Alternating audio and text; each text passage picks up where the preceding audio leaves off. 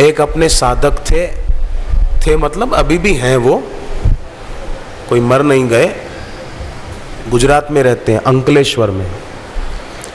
तो उनको एक बार सपने में बापूजी ने कहा कि बिस्किट मत खाया करना, छोड़ देना। तो थोड़े दिन तो उन्होंने नहीं खाए, पर एक दिन ट्रेन में अहमदाबाद जा रहे थे तो एक यात्री ने उनको जबरदस्ती बिस्किट खिला दिए। उन्होंने खा भी लिए, परंतु वो बिस्किट क्लोरोफॉर्म वाले थे, वो खाते ही वो बेहोश हो गए। तो जिसने खिलाए थे उसने उनकी जेब से 3000 रुपये पड़े थे निकाल लिए, घड़ी उतार ली, सोने की अंगूठी उतार ली, चैन गले में थी सोने की वो उसकी उतार ली। वो तो 9-2-11 हो गया और वो बेचारा अपना साधक बेहोश पड़ा रहा। रेलवे स्टेशन पर रेलवे पुलिस ने उनको उठाया, हॉस्पिटल पहुंचाया, उनके घर वालों को खबर की।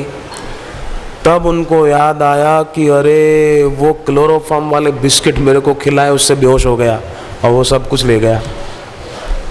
तब बात याद आई कि बापूजी ने तो पहले ही सपने में कहा था कि बिस्किट मत खाना, पर बापूजी के वचनों की उपेक्षा कर दी। ये बिल्कुल सच्ची बात बता रहा हूं मैं। गुरुदेव ने सपने में कहा था कि बिस्किट मत खाना, पर गुरु की उचित शिक्षा मानी नहीं तो गड़बड़ हो गई।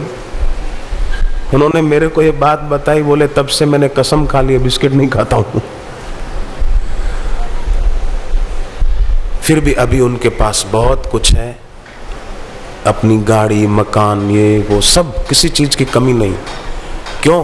कि सेवा की भावना है। उन्होंने मुझे बताया, बोले पहले मैं साइकिल पे 2 थैले लटकाकर उनमें ऋषि प्रसाद मैगजीन भरकर हाथों हाथ बांटने जाने की सेवा हर महीने करता था। नया अंक आते ही ऋषि प्रसाद बांटने में जाता था अनेक घरों में।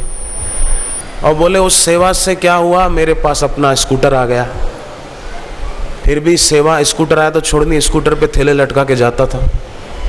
फिर कार आ गई अपनी, जहाँ नौकरी करते थे ONGC में, वहाँ प्रमोशन होता गया, फिर अपनी कार भी आ गई।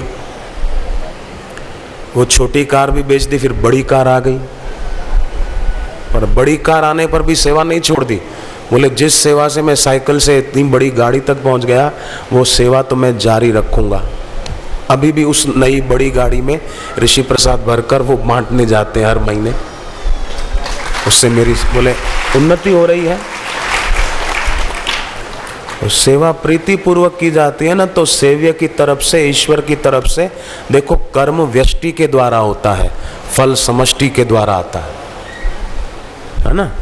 कर्म तो हमारे से हुआ, हमने अभी अपनी असली मैं को जाना नहीं, उसी के लिए, इस हृदय की शुद्धि के लिए सेवा कर रहे हैं। तो फल समष्टि की तरफ से जब आता है ना, तो बहुत बढ़िया आता है।